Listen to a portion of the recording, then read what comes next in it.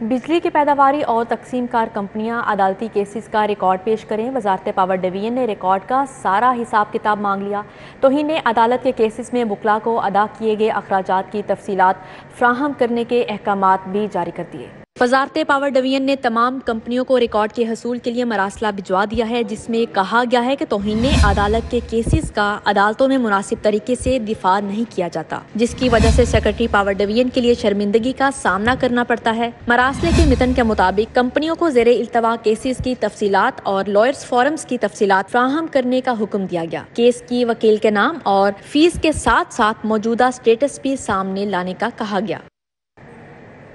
کس بلدیاتی ادارے کو کتنے مالی وسائل درکار ہوں گے، تعین صوبائی فائنانس کمیشن کرے گا۔ نئے بلدیاتی ایکٹ میں Punjab local government finance commission اور پنجاب لوکل گورنمنٹ بورڈ کی ری اسٹرکچرنگ کر دی گئی۔ کمیشن 17 اور بورڈ 5 ممبرز پر مشتمل ہوگا۔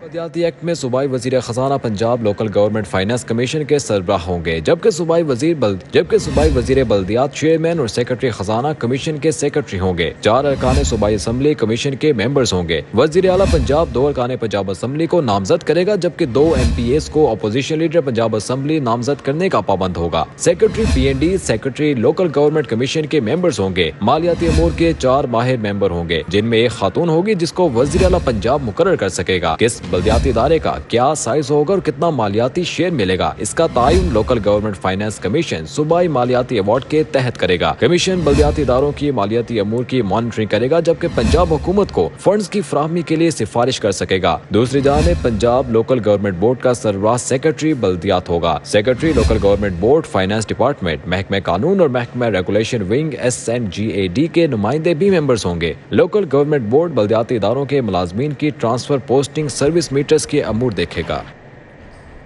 وزیر اعظم میاں شہباز شریف کی سینئر صحافی نجم سیٹھی کے گھر آمد، سسر کے انتقال پر اظہار افسوس کیا۔ وزیر اعظم نے ٹیلی فون پر MPA جگنو محسن سے بھی ان کے والد کے انتقال پر تعزیت کی۔ وزیر اعظم میاں شہباز شریف مراتب علی روڈ پر واقع سینئر صحافی نجم سیٹھی کے گھر سیٹھی ہاؤس پہنچے۔ وزیر اعظم میاں شہباز شریف نے نجم سیٹھی سے سسر کے انتقال پر اظہار افسوس کیا اور فاتحہ خوانی کی۔ اس موقع پر وزیر اعظم نے ٹیلی فون پر جگنو محسن سے بھی ان کے والد کے انتقال پر افسوس کا اظہار کیا اور کہا کہ دعا گو ہوں کہ مرحوم کو جنت میں اعلیٰ مقام ملے۔ MPA جگنو محسن لندن میں ہے۔ میاں شہباز شریف اور سینئر صحافی نجم سیٹھی کے درمیان سیاسی اور باہمی دلچسپی کے امور پر بھی گفتگو ہوئی۔ وزیر اعظم میاں شہباز شریف تقریباً 1 گھنٹے تک سیٹھی ہاؤس میں موجود رہے۔ قومی امانت میں خیانت کر کے ریاست کے مفادات کو پامال کرنے والوں کو نشان عبرت بنانا چاہیے۔ مسلم لیگ نون کی نائب صدر مریم نواز کی چیئرمین PTI عمران خان پر کڑی تنقید۔ کہتی ہیں سائفر صرف ایک کاغذ کا ٹکڑا نہیں بلکہ ریاست پاکستان کی امانت ہے۔ مسلم لیگ نون کی نائب صدر مریم نواز نے ایک ٹویٹ کرتے ہوئے چیئرمین عمران خان پر کڑی تنقید کی ہے۔ انہوں نے لکھا ہے کہ قومی امانتوں میں خیانت کر کے ریاست کے مفادات کو پامال کرنے والے کو نشان عبرت بنانا چاہیے، تاکہ پھر کسی فورن ایجنٹ کو ڈالروں کے عوض سیاسی بحث بدل کر ملک کو نقصان پہنچانے کی ہمت نہ ہو۔ انہوں نے مزید لکھا، ایک تو جال سازی کی اور پھر اس خوف سے کہ پکڑا نہ جاؤں سائفر ہی غائب کر دیا۔ رنگے ہاتھوں پکڑا گیا تو کہتا ہے مجھ سے سائفر گم گیا۔ جنرل سیکرٹری مسلم لیگ نون لاہور خواجہ عمران نذیر کی چیئرمین عمران خان پر تنقید۔ کہتے ہیں کہ ریاست مدینہ کے دعوے دار عمران نیازی نے چھٹی والے دن بغیر پیش ہوئے اپنی ضمانت کروا لی۔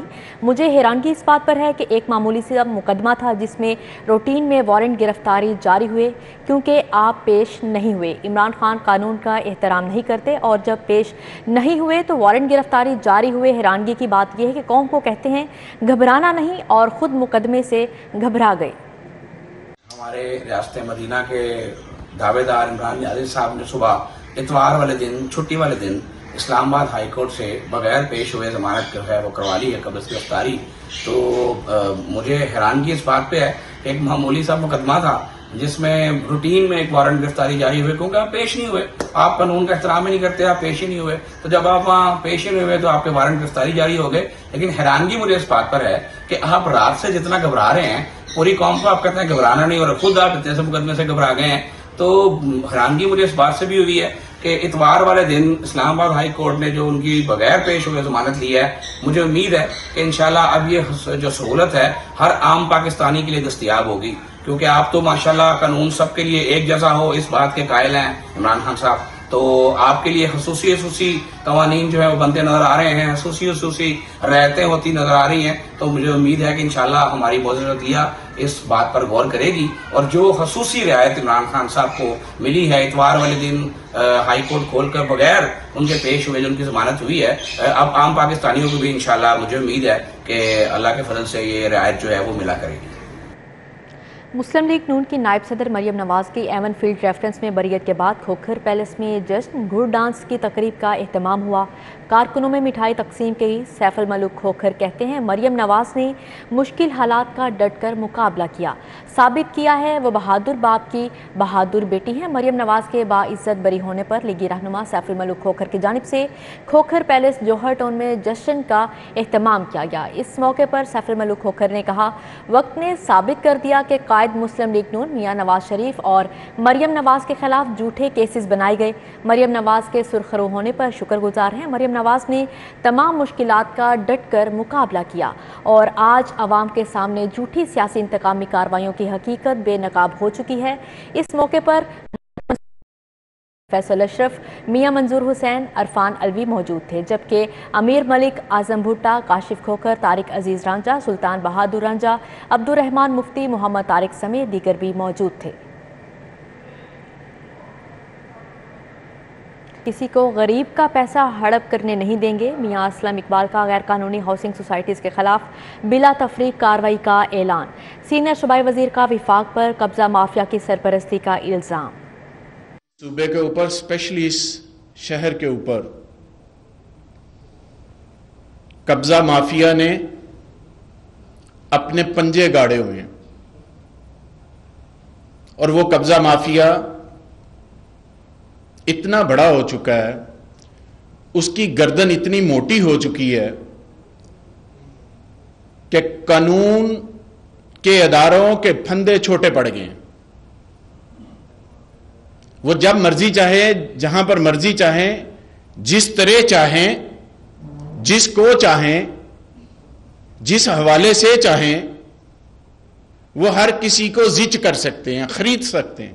ایک غریب آدمی جو یہ سوچتا ہے، کوئی اپنی بیوی کا زیور بیچتا ہے۔ میڈیکوز لرننگ ایسوسی ایشن کی جانب سے فری میڈیکل کیمپ لگایا گیا۔ سینکڑوں مریضوں کا فری چیک اپ کر کے ادویات دی گئیں۔ مریضوں کو نیوٹریشن اور فزیو تھراپی کی سہولت بھی فراہم کی گئی۔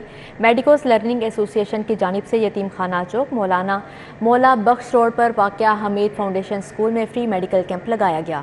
کیمپ میں شہریوں کو بلڈ ٹیسٹ پر 70% ڈسکاؤنٹ دیا گیا، جبکہ معمولی بخار، نزلہ، زکام کے مریضوں کو ادویات فراہم کی گئیں۔ میڈیکوز لرننگ ایسوسی ایشن ڈاکٹر محمد طبیب نے ٹیم کے ہمراہ مریضوں کو چیک کیا، اور president P T I Lahore میاں امجد اقبال نے بھی میڈیکل کیمپ کا دورہ کیا اور ڈاکٹرز کی کاوشوں کو سراہا۔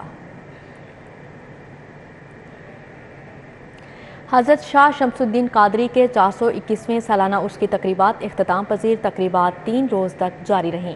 تقریبات کے آخری روز احاطہ دربار میں محفل سماع کا انعقاد کیا گیا۔ نامور قوال حضرات اپنے فن کا مظاہرہ کرتے رہے۔ محفل سماع کے بعد زائرین اور عقیدت مندوں میں لنگر تقسیم کیا گیا اور نماز عصر کے بعد دعا کے ساتھ ساتھ 3 روزہ تقریبات اختتام پذیر ہوئیں۔ عرس تقریبات کا آغاز رسم غسل چادر پوشی کی ادائیگی سے ہوا تھا۔ زائرین اور عقیدت مندوں کی بڑی تعداد مزار شریف پر حاضری دینے آتی رہی۔ نیوز اسٹوڈیو سے فی الوقت اتنا ہی۔